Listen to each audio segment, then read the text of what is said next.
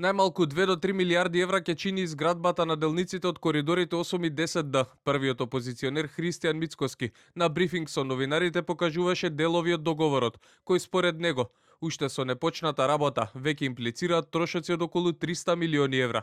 Издваков договор со Бехтел и ЕНКА. Мицкоски тврди дека бил нуден и на сите влади од 1999 година, но за ниту една од владите досега не бил прифатлив, бидејќи имал законски измени кои го дерогирале уставот. Првата обврска е дека ако не се смени законот за работни односи за работна недела од 60 часа, има право да се продолжи изградбата за минимум 6 месеци.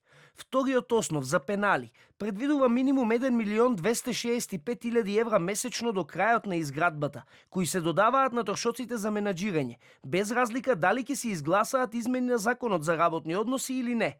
Третиот тип пенали предвидува 900.000 евра секој месец за непредвидени трошоци, но овие пенали ќе престанат кога ќе се донесат измените на законот за работни односи.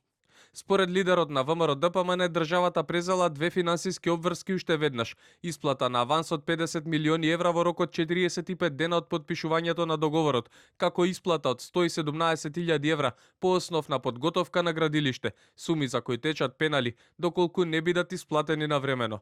За менаџирање на проектот Мицкоски кажа дека државата ќе плаќа без малку 3 милиони евра месечно. Со трошоците кои немаат цена и треба да се дефинираат, сумата би скокнала за минимум 30%. Со тоа, до овој момент, сумата би била најмалку 2,3 милиарди евра.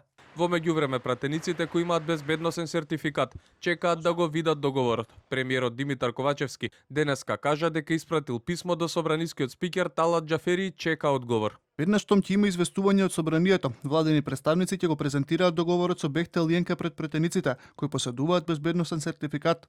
Комисиите кои ги водат опозиционерите пак ќе бидат закажани дури откако ќе имаат официјален увид во договорот.